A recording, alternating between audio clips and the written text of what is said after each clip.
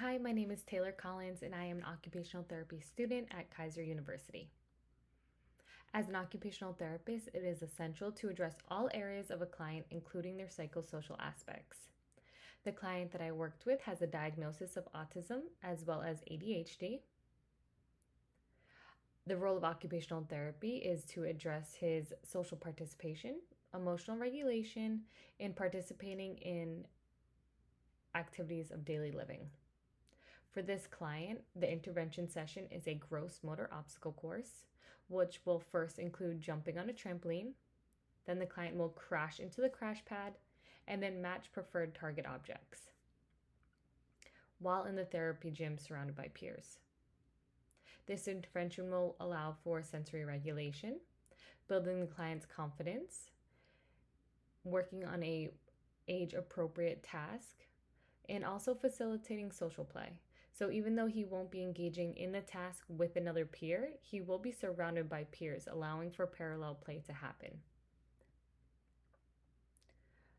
After engaging in the task, this also facilitates following a multi-step direction, which will then carry over to not only the therapy setting, home setting, but also his school setting.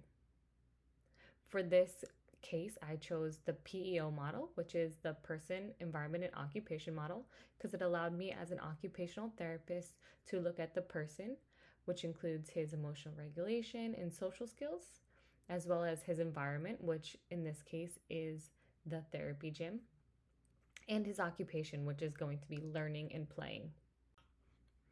If this client's psychosocial impacts were minimal, the client would have been able to engage in the peer play, maybe adding another step to the gross motor obstacle course. But due to the client's impulsiveness, poor attention to tasks, and difficulty with emotional regulation, while we are working on all of those in occupational therapy, for this obstacle course, we had to just keep it by himself, surrounded by peers.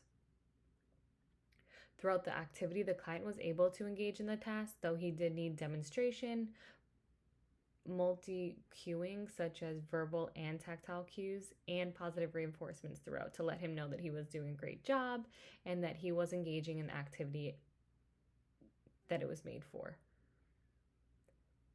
To upgrade the task, I would add another peer into it. So either jumping on the trampoline with him or taking turns throughout the gross motor obstacle course.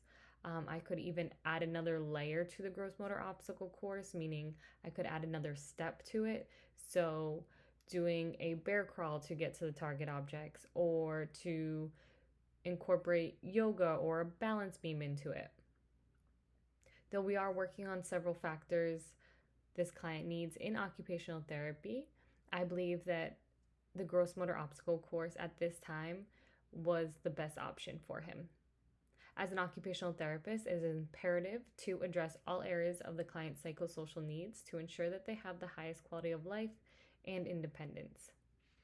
Thank you.